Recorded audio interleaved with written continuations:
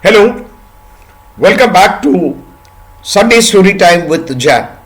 You remember last week we had a story from Ukraine with the hope that the Ukraine Russian standoff comes to an end. Unfortunately, not so. This year also, this week also, we'll continue with the Russian folktale, and we have the hope that the standoff comes to an end at the earliest to give peace to the entire world. With that, welcome to the show. Generally, in other parts of the world, we use the word king, right? King. And what does a king do? He has a kingdom. He rules his kingdom. Similarly, in Russia, you call the monarch as a czar. And the kingdom is generally called a zatvo. And there are other words coming out of the word czar. One is Tsarvna. Tsarvna means prince. And Tsarvna. Tsarvna means princess. No, there was a czar. And he had three sons. And the youngest was Tsarvna Ivan. And the three of them were very brave. They could shoot arrows at will. And one day the Tsar said, all three of you, shoot an arrow. Wherever the arrow falls, you will marry the girl in that house. Or if it falls on a girl, you will marry the girl. And the first boy, the first Tsarvna, his arrow fell in a nobleman's house. He was very happy. But the second son shot an arrow. And that arrow fell into a rich businessman's house. And he was also very happy. And Ivan, he shot an arrow, and the arrow fell on a frog. But the young boy asked his father, "Father, should I marry a frog?" Then the Tsar said, "Yeah, that's your destiny. You have to." So the three boys, they got married.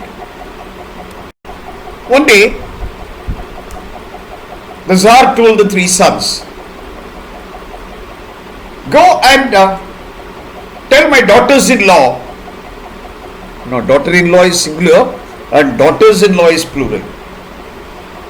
So tell my daughters-in-law to bake a loaf of bread. Bread is always in a loaf. White bread.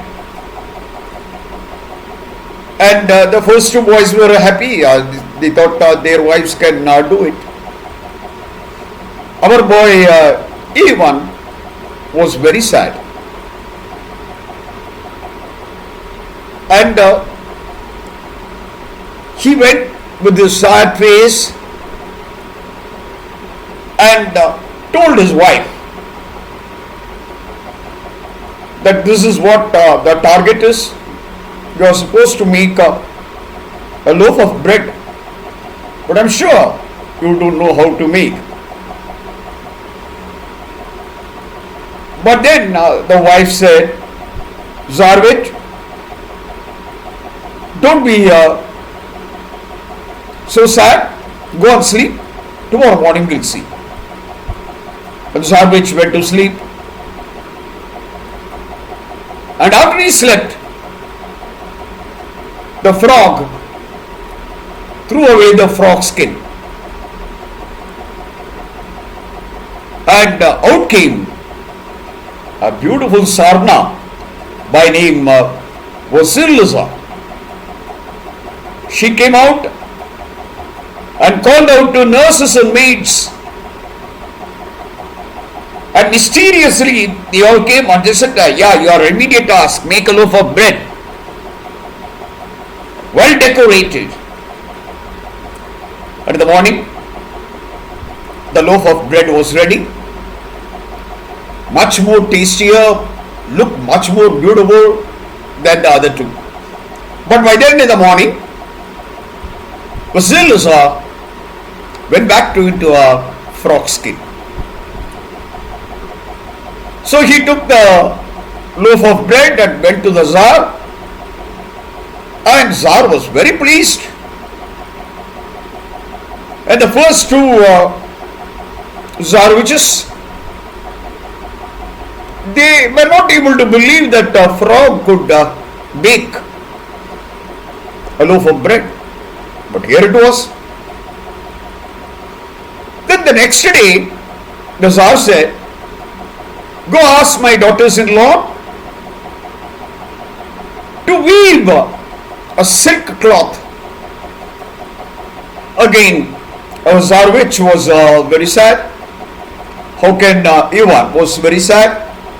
How can a frog do that? And all three boys went to their respective homes, and he told the frog, Tsarevich Ivan told the frog, now this is a next task. Don't you worry, go to sleep. The frog said.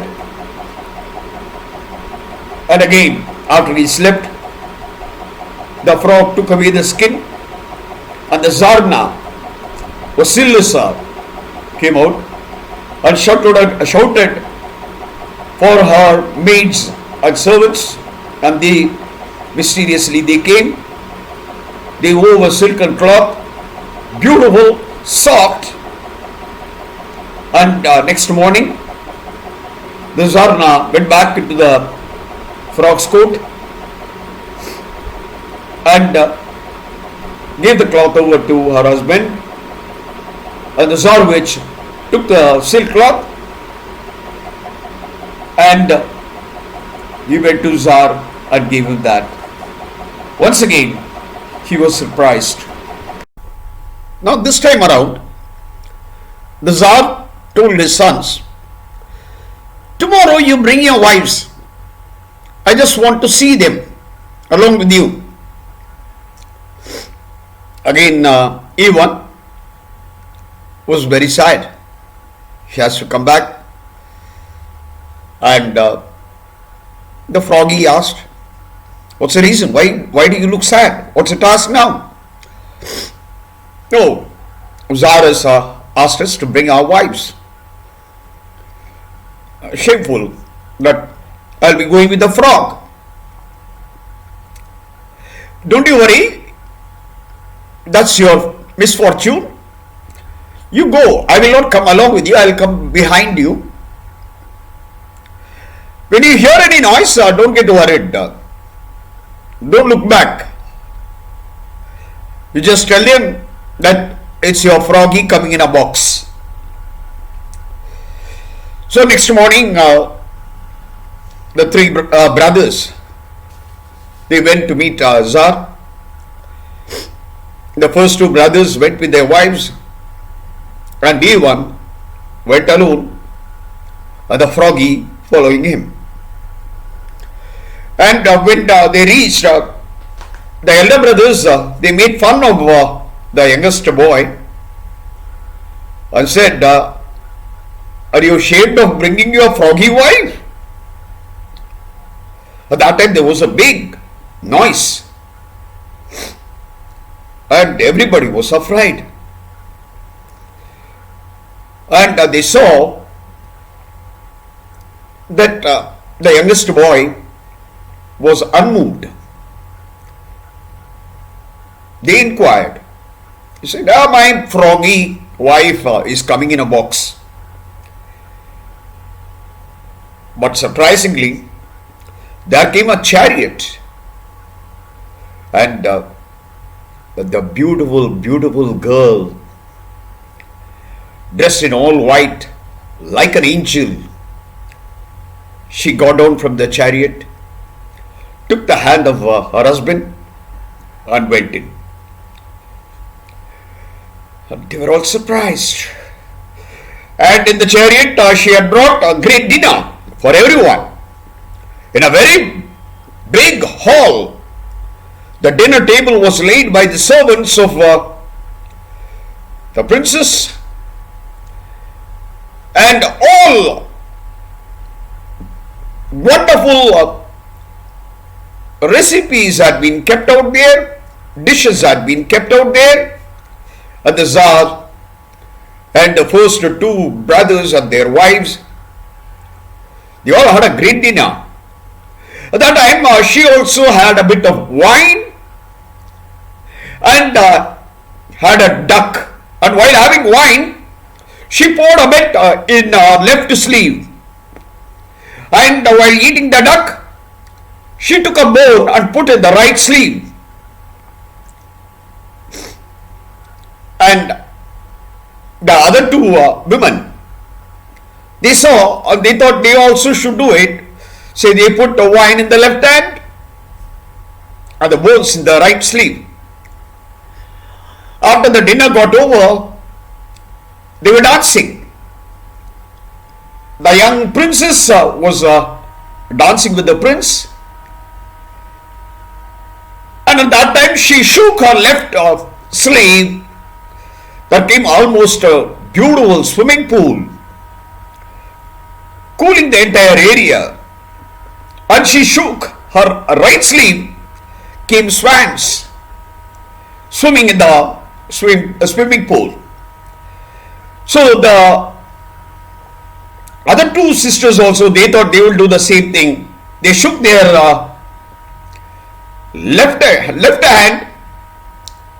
It was all dirty water that was flowing out into the house, even onto Tsar's face. They threw the right sleeve, found blood and other dirty stuff. Everything came onto Tsar's face, and Tsar was very angry. And he asked them to go out. So the elder two brothers and their wives, they went out. And in the meantime, the youngest boy, he thought, he has understood. So he thought he will be able to live with his beautiful wife, rushed home and burnt the skin of the frog that was lying there. And then came back to Tsar. Now, Vasilisa, along with her husband, returned home only to find that the frog skin was missing. Now, Vasilisa told her husband, "You did a mistake. If only you had waited a day more, we would have been able to live happier. But unfortunately, now I'll have to disappear and you may not be able to find me." So saying, the young princess disappeared. Now this is part 1 of the story. Part 2, we'll wait for it till next Sunday. Until then, goodbye.